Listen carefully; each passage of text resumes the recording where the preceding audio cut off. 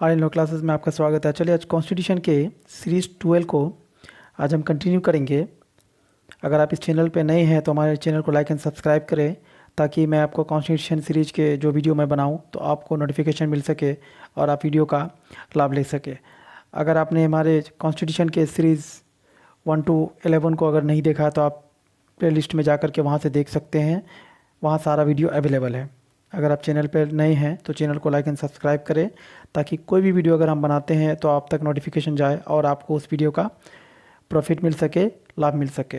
तो चलिए आज कॉन्स्टिट्यूशन के बहुत ही इम्पोर्टेंट टॉपिक जो आर्टिकल 19 है, अनुच्छेद 19, जो हमारे मौलिक अधिकार की बात करता है, जिसको आज हम पॉइंट टू पॉइंट डील करेंगे और आपको हम इस लेक्चर के माध्यम से बताएंगे कि आर्टिकल 19 हमको कितने तरीके का मौलिक अधिकार, फंडामेंटल राइट देता है, जो आज आपको हम चलिए आज इस क्लास को कंटिन्यू करते हैं। आर्टिकल 19 देखते हैं इस क्लास में। सबसे पहले ये समझ लेते हैं कि what is the right to freedom.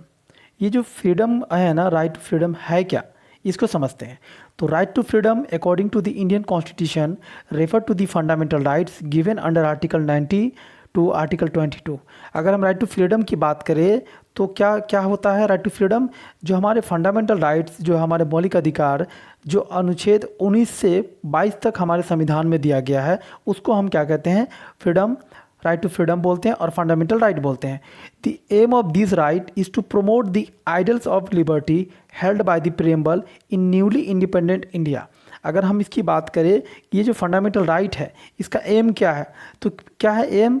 This right to promote the ideal of liberty held by the preamble in newly independent of India. हमारे भारतीय संविधान के जो प्रस्तावना में बहुत सारे राइट्स दिए गए हैं, इक्वलिटी, जस्टिस, ये सब सारे दिए गए हैं। तो ये सब क्या है? हमारा फंडामेंटल राइट है जो हमारे भारतीय संविधान में दिखता है, हमारे भारतीय संविधान के प्रियम्बल में दिखता है। और देखिए आगे क्या कह रहे हैं, in order to remove inequalities among the individual and the entitle all the individual to dignified life. और ये समाज में जितने लोग हैं, सब में जो असमानता है ना, उसको ख़त्म करता है। और जो भी इंडिविजुअल है, सारे व्यक्ति जो समाज में है, सबको क्या बोलते हैं कि डिग्निफाइड लाइफ मिले, वो अच्छे तरीके से अपनी ज़िंदगी जिए, जो हमारा फंडामेंटल राइट कॉन्स्टिट्यूशन में दिया गया है। आगे देखते हैं आर्टिकल 19 कॉन्स्टिट्यूशन का कहता क्या है। तो आर्टिकल 19 का क्लाउज 1 अगर देखते हैं तो उसमें हमको कितने तरीके के अधिकार दिए गए? 6 तरीके के अधिकार दिए गए। तो पहला क्या है? Freedom of speech and expression. Next क्या है? Freedom of assembly. तीसरा क्या है? Freedom of association, freedom of movement, freedom to reside and settlement, freedom of profession, occupation, trade और बिजनेस। तो ये सारे जितने भी हमने अंडर आर्टिकल 19 में जितने भी हमने 6 फंडामेंटल राइट्स देखे हैं, इसको पॉइंट टू पॉइंट डील करेंगे इस लेक्चर में। और जो हमारा 6 फंडामेंटल राइट इसमें बताया गया है, एक जो 7वां हमारा फंडामेंटल राइट्स था, वो जो राइट टू प्रॉपर्टी था, उसको 44 अमेंडमेंट करके उसको अमिट कर दिया गया है 1978 में। जो हमारा right to property fundamental right था, अब वो हमारा क्या है? लीगल और कॉन्स्टिट्यूशनल राइट है। तो फिलहाल हमारे अंडर आर्टिकल 19 में जो कितने हमारे मौलिक अधिकार है, तो टोटल 6 है। देखिए क्या कहता है, this 6 fundamental right only available to citizens. ये जो फंडामेंटल राइट 6 जो है ना, सिर्फ सिटीजन्स के लिए है। ऐसा नहीं कि आप सिटीजन्स है, आप लीगल पर्सन, नेचुरल क्या बोलते हैं, लीगल पर्सन के लिए भी ये फंडामेंटल राइट होगा। लीगल पर्सन के लिए फंडामेंटल राइट नहीं है। किसके लिए? ये सिटीजन्स के लिए, जो व्यक्ति भारत के नागरिक होंगे, ये अधिकार सिर्फ उनके लिए है। और ये अधिकार तक कि it means the determination of citizenship under part 2 of the constitution is condition president for claiming rights under article. देखिए जो हमारे कॉन्स्टिट्यूशन के पार्ट 2 में जो हम सिटीजनशिप की बात करते हैं, तो उसके अंतर्गत जो सिटीजनशिप भारत का होगा, उसको ये फंडामेंटल राइट मिलेगा।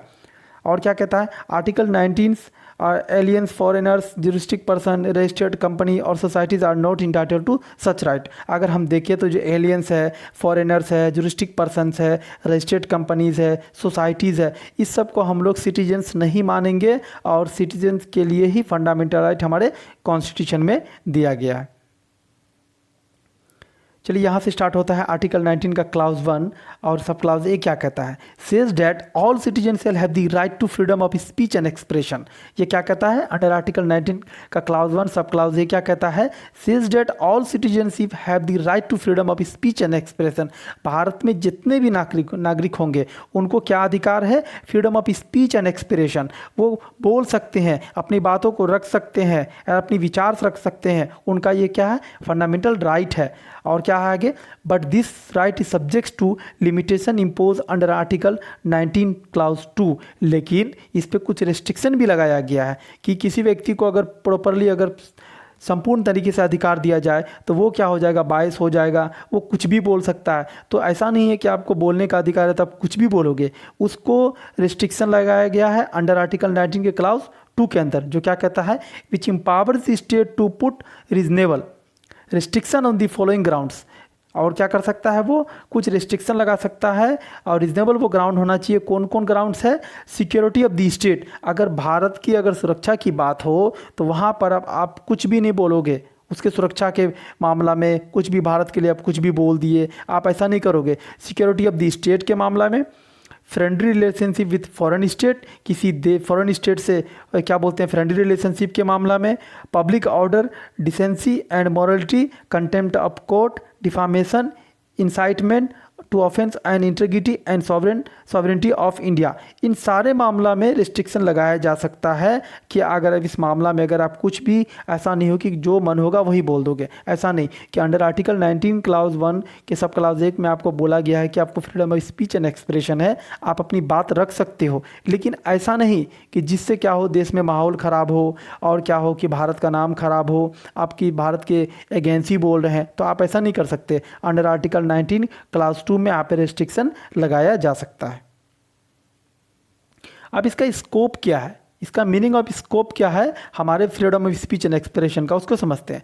Freedom of speech and expression means that to express on conviction and opinions freely by words of mouth, writing, printing, picture of any other mode. अब इसका मतलब क्या है कि freedom of speech and expression का मतलब क्या है, हम कुछ बोल सकते हैं, कुछ लिख के बता सकते हैं, कुछ प्रिंटिंग कर सकते हैं, पिक्चर के रूप में भी किसी चीज़ को हम कुछ दिखा सकते हैं, बता सकते हैं। यह हमारा क्या है freedom of speech and expression में है। Is this include the expression of one's idea through any communicable medium or visible representation such as gesture, sign and the like। आप किसी तरीके से अपनी बातों को रख सकते हैं, कम्युनिकेबल कर सकते हैं, कम्युनिकेशन कर सकते हैं, चाहे वो मीडियम क्या हो, रिप्रेजेंटेशन करिए या फिर किसी इशारे से आप बताइए या साइन करके बताइए या फिर लाइक करके बताइए। इस तरीके से आप अपना freedom of speech and expression को रख सकते हैं और बता सकते हैं। The expression connotes also publication and thus the freedom of the press is included in this category।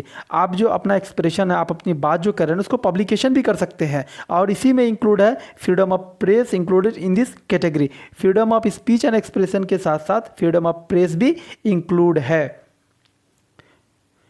Free propagation of idea in the necessary of object, this may be done on the platform और through the press। आप अपनी idea बता सकते हो, आप अपनी कुछ बात बता सकते हो किसके द्वारा, प्रेस के द्वारा।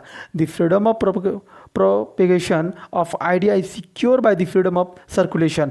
और जो आपका आइडिया देने का बात है, आप वो क्या करता, सिक्योर करता, सर्कुलेशन कर सकते हैं, आप उसको पेपर में पब्लिकेशन कर सकते हैं, अपनी बात को आप छपवा सकते हैं, आपको ये अधिकार है। Liberty of circulation is essential to that freedom as the liberty of publication। Indeed, without circulation, the publication would be little value। अगर आप अपनी बात को पब्लिकेशन छप करना चाहते हैं, अपनी बात को छापना चाहते हैं पेपर में, न्यूज़पेपर में देना चाहते हैं, अगर वो सर्कुलेशन नहीं होगा, लोग तक अगर नहीं पहुंचेगा तो उसका क्या वैल्यू रहेगा कि आप बोलना क्या चाहते हैं। तो freedom of speech and expression का बहुत ज़्यादा इंपॉर्टेंस है अंडर आर्टिकल 19 क्लाउज 1 सब क्लाउज ए में। और इसमें फ्रीडम ऑफ प्रेस क्या है, इसमें इंक्लूड है। चलिए देखते हैं फ्रीडम ऑफ प्रेस का मतलब क्या है। तो freedom of press is the perhaps the most important freedom under the right to free speech and expression। अगर हम फ्रीडम ऑफ प्रेस की बात करें, ये बहुत ही इंपॉर्टेंट है जो हमारा freedom of speech and expression के अंतर्गत है। तो freedom of the press does not find an explicit mention in the constitution. अगर आप कॉन्स्टिट्यूशन देखें तो कोई अलग से प्रोविजन फ्रीडम ऑफ स्पीच क्या बोलते हैं प्रेस के लिए नहीं दिया गया, लेकिन freedom of speech and expression में फ्रीडम ऑफ प्रेस क्या है, इंक्लूड है, मेंशन है, और वो क्या है, इम्प्लाइड सेंस है। ठीक है, हमारे भारतीय संविधान में। हाउएवर, हालांकि it has been indisputably held to be an important aspect of the freedom of speech and expression and is implied under article 19 clause 1 सब clause A। अगर आप वहाँ पे देखें तो वहाँ पे freedom of speech and expression क्या है, इम्प्लाइड सेंस में है। अगर हमारा बोलने का अधिकार है, हमारी बात को रखने का अधिकार है, तो हम किसी माध्यम से भी रख सकते हैं, तो वो माध्यम प्रेस भी तो हो सकता है। तो उसके अंतर्गत हमारा फ्रीडम ऑफ प्रेस भी इंक्लूड है और वो इम्प्लाइड सेंस है हमारे कॉन्स्टिट्यूशन के अंतर्गत।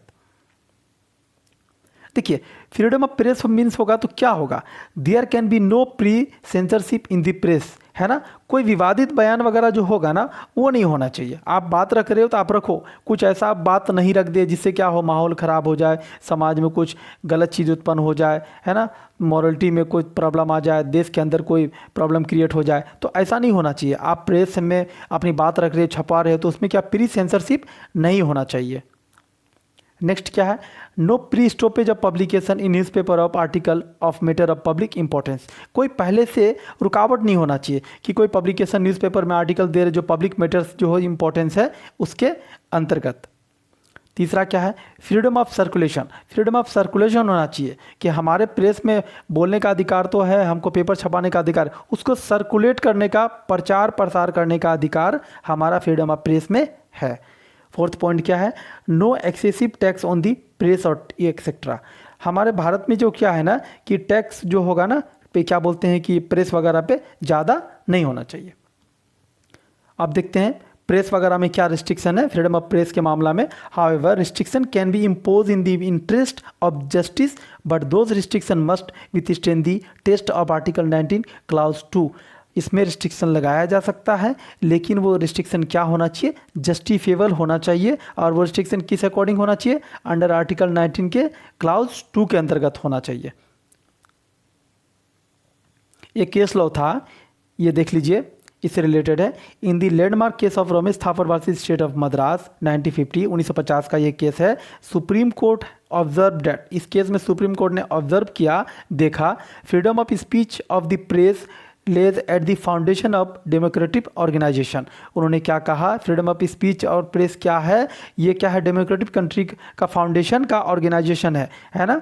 For without free political discussion no public education so essential for the proper functioning of the press of popular government is possible.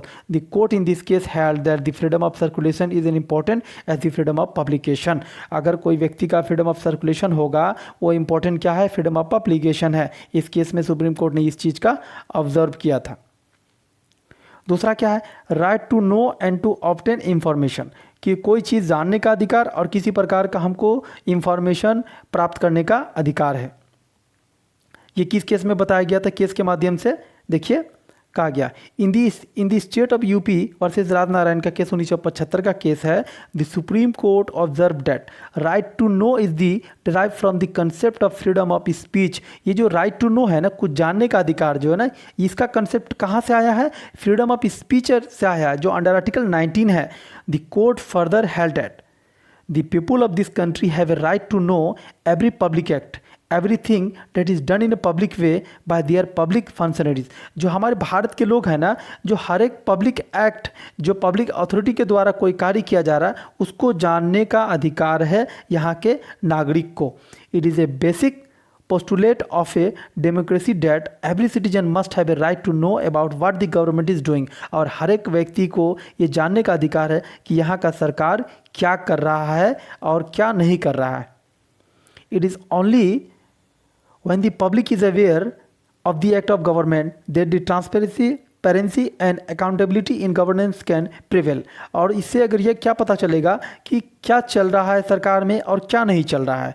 Thus the right to obtain information and the disseminate. It is an important fundamental right. In India, we have the Right to Information Act 2005, which provides for the right of a citizen to secure access to information under the control of public authorities. तो इसके लिए एक act भी बनाया गया है, RTI act, जो 2005 का है, जिसके अंतर्गत आपको अगर किसी प्रकार का कोई जानकारी चाहिए तो आप एक एप्लीकेशन लिख के फाइल करो, वो जानकारी आपको जो प्रिस्क्राइब टाइम उसके अंतर्गत आपको मिल जाएगा। दूसरा पॉइंट है right to know the antecedent of the candidate at the election. और आपको ये भी जानने का अधिकार है कि जो आपके एरिया से कोई व्यक्ति इलेक्शन में खड़ा हो रहा है तो उसके क्या क्रिमिनल हिस्ट्री है, उसकी संपत्ति क्या है, वो व्यक्ति क्या है, उसके बारे में सारा डिटेल आपको जानने का अधिकार है।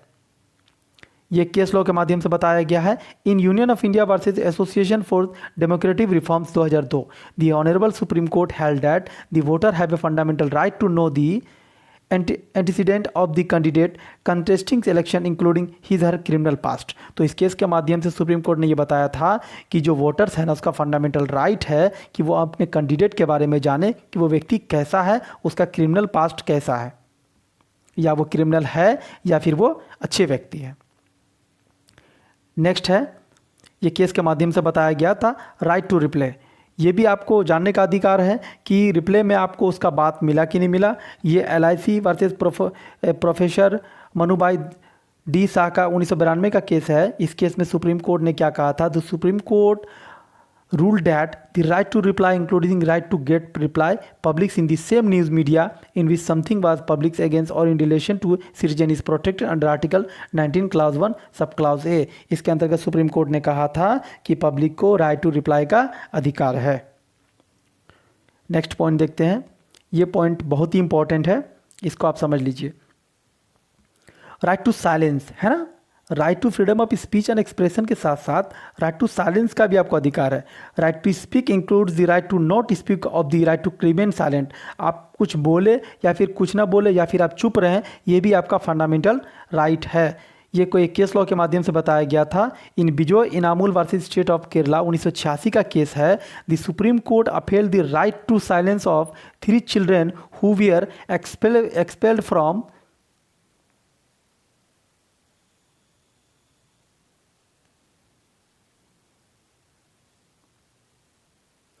expelled from school because they refused to sing the national anthem. The court held that no person can be compelled to sing national anthem if he has genuine conscientious objection based on his religion belief. Hence, the right to speak and the right to express includes the right not to express and to silent.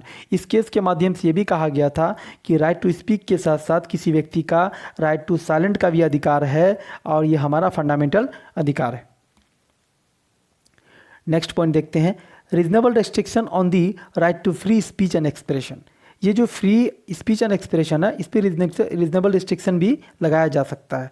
The right to free speech and expression is not a absolute right and is subject to reasonable restriction as per article 19 sub class 2। तो article 19 के सब class 2 के तहत किया जा सकता है, restriction लगाया जा सकता है। वो किस किस मामला में देख लीजिए। Sovereignty and integrity of nation है ना, भारत के मामला में कोई मामला हो, इस मामला में रिस्ट्रिक्शन लगाया जा सकता है। The security of the state, जब अगर भारत की सिक्योरिटी की बात हो तब। Friendly relationship with foreign state, इस मामले में भी लगाया जा सकता है रिस्ट्रिक्शन। पब्लिक ऑर्डर, डिसेंसी और मॉरलिटी, इस मामले में भी रिस्ट्रिक्शन लगाया जा सकता है। In relation to contempt of court, defamation, incitement to an offence, इस सारे मामला में अंडर आर्टिकल 19 क्लास 2 के अंतर्गत आप पे रिस्ट्रिक्शन लगाया जा सकता है।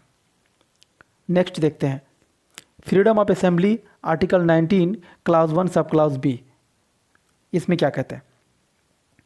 इस आर्टिकल के तहत ना भारत में ना आपको एक असेंबली क्रिएट करने का अधिकार है। आप चाहो तो असेंबली क्रिएट करो, है ना, प्रोसेसन करो, हॉल्ड मीटिंग करो, है ना। इसके अंतर्गत आप क्या कर सकते हो, ये कोई असेंबली क्रिएट कर सकते हो। लेकिन आपको इस चीज़ का ध्यान रखना है कि अगर आप कोई असेंबली क्रिएट कर रहे हो, वो असेंबली अगर अनलॉफुल असेंबली में अगर कन्वर्ट हो गया तो वो अंडर सेक्शन 141 ऑफ IPC वो क्या होगा, इलीगल होगा, अनलॉफुल होगा और वो क्या हो जाएगा, अपराध में कन्वर्ट हो जाएगा। आप असेंबली क्रिएट कर सकते हो लेकिन शांतिपूर्वक, ऐसा नहीं हो कि आप असेंबली बना रहे हो, आप क्या कर रहे हो कि माहौल बिगाड़ रहे हो, ऐसा आप नहीं कर सकते। देखिए वो असेंबली क्या होना चाहिए, this freedom of assembly is subject to two limitation, namely उसमें दो लिमिटेशन लगा हुआ है, the assembly must be peaceful. अगर आप असेंबली कर रहे हो ना तो असेंबली क्या होना चाहिए, पीसफुल होना चाहिए। इट मस्ट बी आर्म अनआर्म, और क्या होना चाहिए, आप असेंबली करो है ना, आपके पास कोई बंदूक वगैरह ना हो, किसी प्रकार का हथियार ना हो, ये नहीं होना चाहिए। दूसरा देखिए पॉइंट क्या है, state may also impose some reasonable restriction in the interest of the public order, sovereignty and integrity of the India for example। और क्या कर सकती है स्टेट, कोई रीजनेबल रिस्ट्रिक्शन वगैरह लगा सकती है। तो वो देखिए क्या है, under section 129 of code of criminal procedure, magistrate and police officer are authorise to dispense unlawful assembly with is क्या बोलते हैं, susceptible to disturbing the public peace. इस सेक्शन के अंतर्गत अगर कोई मामला सस्पेक्टेबल हो, शक के नाजरा में हो, तो उसको क्या कर सकते हैं, डिस्पर्स कर सकते हैं, उस असेंबली को हटाया जा सकता है इस सेक्शन के अंतर्गत। और देखिए दूसरा पॉइंट क्या करता है, under section 144 of code of criminal procedure the magistrate is empowered to issue order in case of an emergency which includes imposing restriction on public meeting and gathering. ये देखिए वो सेक्शन 144 सीआरपीसी के तहत magistrate चाहेगा तो एक order issue कर सकता है कि कोई मीटिंग वगैरह चल रहा है उस पर रिस्ट्रिक्शन लगा दिया जाएगा, और वो जो क्या है उस पर इम्पोज कर दिया जाएगा रिस्ट्रिक्शन कि आप यहाँ पे मीटिंग मत करो। ये मजिस्ट्रेट के पास पावर है अंडर सेक्शन 144 ऑफ सीआरपीसी। दूसरा पॉइंट क्या है, under the prevention of sedition meeting act 1911, ये एक एक्ट बना हुआ है prevention of sedition meeting act. इसके अंतर्गत क्या कहा गया, the state government is empowered to declare any area as proclaimed area where no public meeting can be organise without 3 day prior notice to the magistrate. किसी भी area को इस act के तहत वो क्या कर सकते हैं, प्रोक्लेम्ड एरिया घोषणा कर सकते हैं कि यहाँ पे कोई भी व्यक्ति मीटिंग नहीं कर सकता। अगर उस व्यक्ति को मीटिंग करना है तो 3 दिन पहले मजिस्ट्रेट के पास उसको नोटिस देना पड़ेगा, उसको बताना पड़ेगा कि हम इस प्लेस पे मीटिंग करना चाहते हैं। नेक्स्ट देखते हैं फ्रीडम टू फॉर्म एसोसिएशन, है ना, कोई संस्था बना सकते हैं, है ना। भारत में आप देखते होंगे बहुत तरह का लोग संस्था बना लेते हैं, तो वो क्या इलीगल नहीं होना चाहिए संस्था बनाने का। तो freedom to form association article 19 clause 1 sub class C, इसके अंतर्गत क्या कहता है, देखिए, of the constitution of India guarantee to all citizens the right to form association of union और cooperative societies under clause 4 of the article 19। However the state may by law impose reasonable restriction on this right in the interest of the public order और morality और the sovereignty and the integrity of India. तो आप क्या कर सकते हैं, कोई association बना सकते हैं, कोई सोसाइटी क्रिएट कर सकते हैं, आप किसी प्रकार का यूनियन बना सकते हैं, लेकिन इस पर भी आपको रिस्ट्रिक्शन लगाया जा सकता है। The right of association presuppose organization is an organization or permanent relationship between its member in matter of common concern. It thus includes the right to form companies, societies, partnership, trade union, political parties, etc. आप बना सकते हैं ये सारी चीज़ organisation को, association के तहत आप क्या कर सकते हैं, आप संस्था अपना क्रिएट कर सकते हैं। अब देखिए, the freedom to form association implies also the freedom to form or not to form. चाहे आप उसमें ज्वाइन हो सकते हैं या फिर नहीं ज्वाइन सकते हैं, आप किसी एसोसिएशन को बना भी सकते हैं, उसको ख़त्म भी कर सकते हैं, यह आपका फंडामेंटल राइट है। आप इस पर रिस्ट्रिक्शन की बात ही वो देख लेते हैं। Reasonable restriction on the right to form association, restriction लगाया जा सकता है। तो आर्टिकल 19 क्लास 4 क्या कहता है, reasonable restriction can be impose on the right to form association, union and cooperative society etcetera on the following grounds. कुछ grounds है उसके अंतर्गत आपको रिस्ट्रिक्शन लगाया जा सकता है अंडर आर्टिकल क्लास 4 के तहत।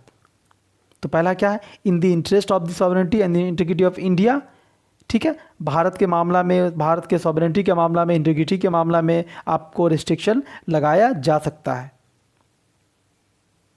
दूसरा पॉइंट क्या है, इन the interest of the public order और मॉरलिटी, और पब्लिक ऑर्डर और मॉरलिटी के मामला में भी आप पे रिस्ट्रिक्शन लगाया जा सकता कि आप क्या कर सकते हैं, किसी प्रकार का एसोसिएशन नहीं बना सकते। नेक्स्ट क्या है, फ्रीडम ऑफ मूवमेंट, आप एक जगह से दूसरी जगह जा सकते हैं, मूव कर सकते हैं। तो article 19 clause 1 sub class D बताता है कि freedom of movement provides for the right to move freely throughout the territory of India. आप भारत के अंतर्गत, है ना, कहीं भी घूम सकते हैं, आपका ये अधिकार है फ्रीडम ऑफ मूवमेंट का।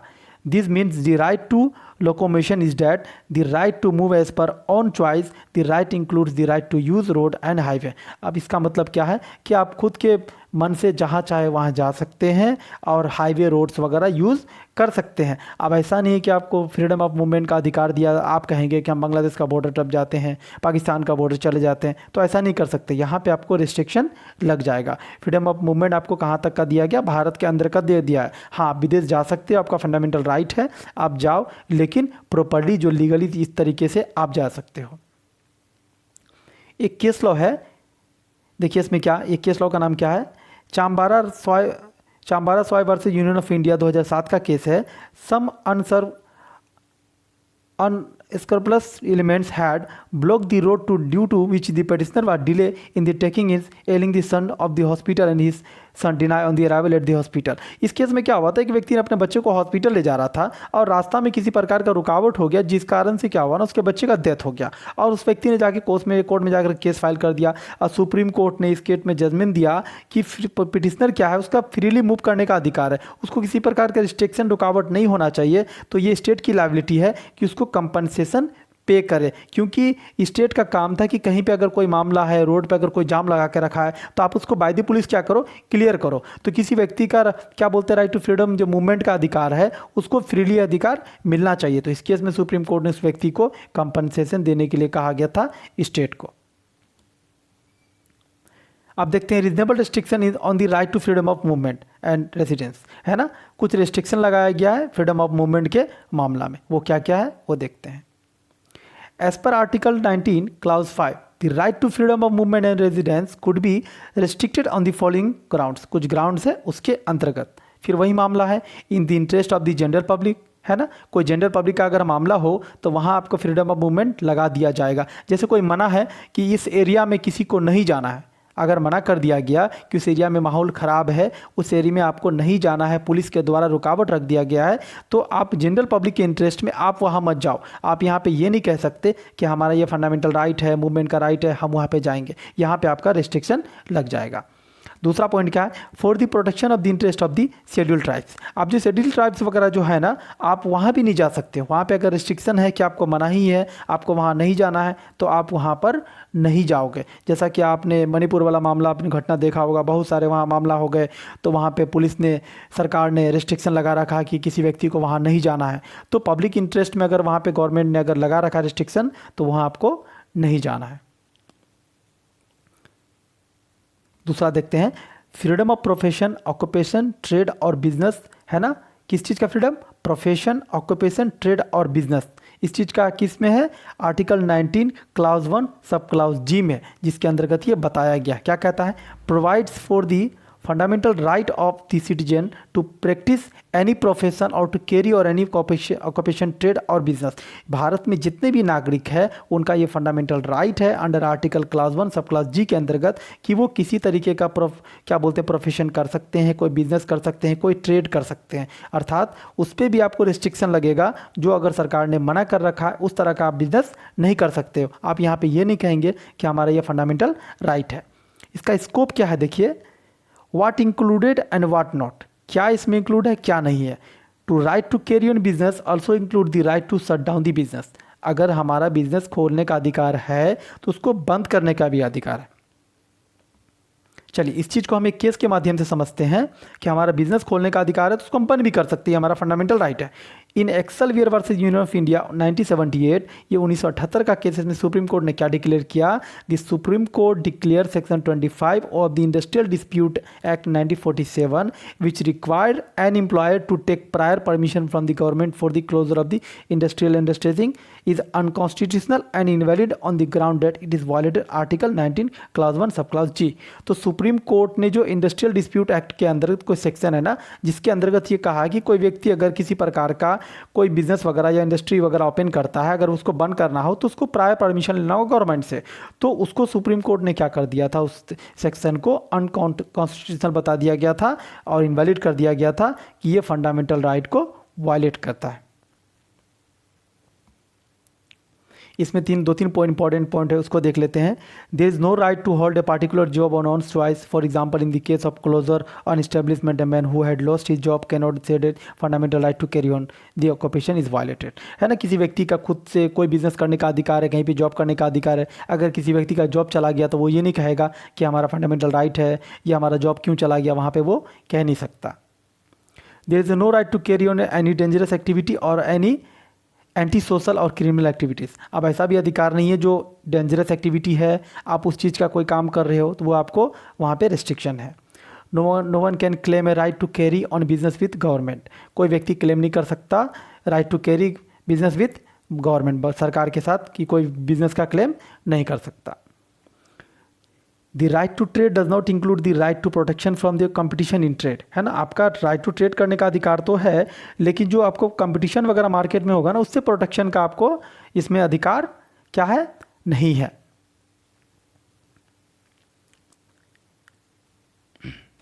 ये देख लेते हैं, वर्क प्लेस से रिलेटेड एक बहुत ही इंपॉर्टेंट जजमेंट है सुप्रीम कोर्ट का, यह आप शायद आपको पता भी होगा। केस को देखते हैं।